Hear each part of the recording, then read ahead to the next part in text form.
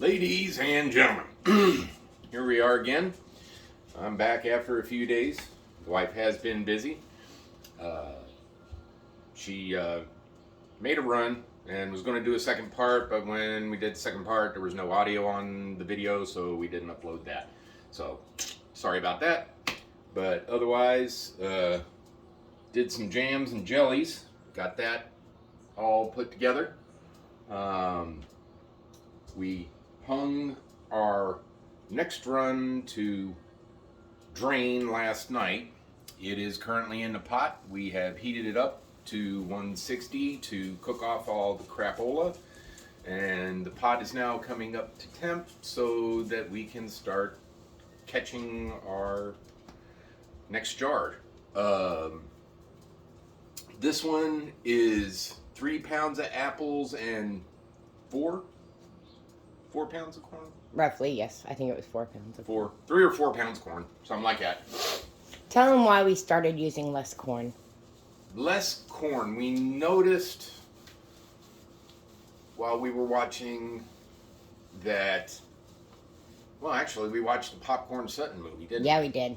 And he ran a 50-gallon barrel, and when he dumped that barrel, there was maybe 2 pounds of corn in there. It really was not much. Not what I would have thought would have been in the bottom of a barrel for a 50-gallon run. So we're reducing our amount of corn so that we get the flavors. We're using the amylase to break the starch for the sugars. And then we're adjusting our bricks so that we get the value for the yeast. And what we're looking for is good clear run, the flavor, and maybe get a better yield out of a pot, because we've noticed that even when we hang the bag, there is still wash that's left in the mash, and if we can separate the mash and the wash more easily because there's less of it, we're going to play with that and see what happens.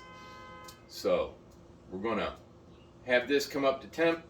We'll ice down the coil here in the next little while as we get there, and we will see what happens here as the day goes on.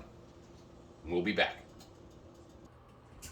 Alrighty, so while we're waiting, a couple of things we've been up to. Yesterday, we bottled the red wine, I guess we'll call it, and our hard cider that we've been brewing for the past 14 days. Yes. So we siphoned it from the jug into another gallon jug, degassed it, stirred it up to release all the carbon dioxide that we could get out of it, and then siphoned it into our clamp top jars, and turned out okay. It's on the sweet side. Still got good flavor. The cider has a little bit higher alcohol than the grape wine, but Ronald, that is grape juice and sugar. Grape juice and sugar and yeast, and it still tastes like grape juice and sugar. We're also cold crashing it. We're going to find out what happens here later today, and we'll show you what we read when we stick it back in the hydrometer, or the other way around. Hydrometer in the wine. We've got another mash hanging to drain right now. This one I didn't label, baby. It is straight corn with molasses and brown sugar. Molasses and brown sugar. Because our last one came out piss yellow. Yeah, so we're hoping to get a better run out of that, and we'll see what's going on there.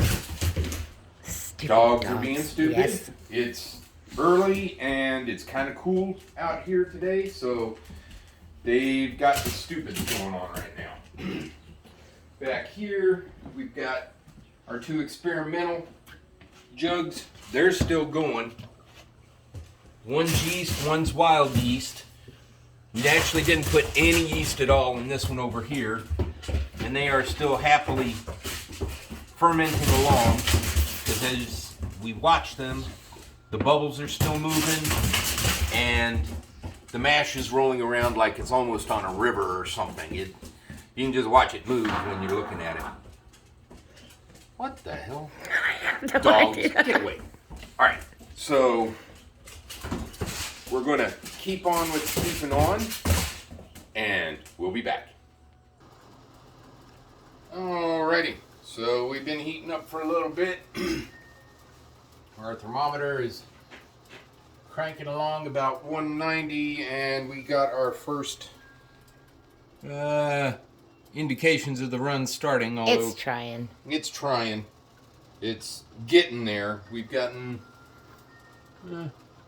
a few drops, and it'll heat up and it'll get to start running here in a little bit. But what we do as things heat up, we watch our, I'm going to call it an arm, from the pot to the condenser, and keep an eye on the temperature. And as things start heating up closer to the condenser, once it starts getting hot, somewhere a couple of inches right above it, we go ahead and put our ice in so that the coil is cold, so when the vapor gets in there, warm and cold, condenses, makes liquid, you get it in the jar, and you just let it go until it's done. And we use ice because we don't have a pump. Yeah, we don't have a pump to circulate water, so we keep the ice on it, and as the ice melts, we'll add ice, and the water will fill up and be cold, and once the water raises up so far that we can't add ice, we take off some of the water, we add more ice, and it just continues on. So, was hoping to have a little bit of a run coming out here to show you on the pictures, but it's still heating up, so We'll come back. we'll be back. All right, so we just realized, and this isn't even 30 seconds after the last one, looking at it, our counters are not absolutely level on our house. They're a little sloped, and in order to counter that, We have to rig it. we place 3 jar lids in the back, and now we're starting to get a little bit of drippage. See, there we go. Yeah, there One. it goes. And then, because as soon as we leveled it, everything that was in the condenser that was collecting ran out into the jar. So we should now be on a more even keel and coming up on the run of the jar. So, once again, we'll be back. Alrighty, so here we are. You can see, here's the beginning of the run. This is the first that we're pulling. Now, since we heated our stuff up to 160 before we put the lid and the arm on, we've already cooked off all the bad crap that you don't want. So we're not going to be pitching heads or anything like that because it's already gone. We're not collecting that. We don't want it. We don't need it. And we're just going to let it go the way of the winds out the hood vent. But what we've got going on so far, It's pretty sweet, isn't it? that's a good flavor. It's the apples. It's very smooth, it's very appley, and it actually comes off kind of sweet. And that just may be a function of the heads as they come out first. The heads aren't coming out, honey. You just said No. that because we burned them off. Oh. Oy Did I get my terminology Yes, mixed up honey, again? you did. Okay, well, anyway, we're coming up on what's going to be the hearts of the run, and because we do it as low and slow as we do, this is probably going to be, I'm just going to say several hours Several. in the making. The last one took 14. We've gone as long as 14, and we do that because the 2 or 3 that we pitched, we tried to get them to run faster, and we turned up the heat, and they did not come out so well, and then we ended up. Well, we don't know if it was the crappy coil. We don't know if it was the Or dirty if we ran 'em coil, too or hot. if we ran it too hot and burned something. Mm-mm. It didn't burn in the pot, but it may have scorched something up inside the coil before we cleaned it or whatever. But we're going to let this go low and slow, and we will see how things go as they go, and we'll be back. Alrighty, real quick. got enough in the first jar. I'm going to swap it out, get a fresh one going. This one looks clear. It looks yellow. I think that's the apples. Because when we did the orange wash, it came out a little on the orangey yellow side, but tasted fantastic. But just on the safe side, we're going to run it all through a coffee filter.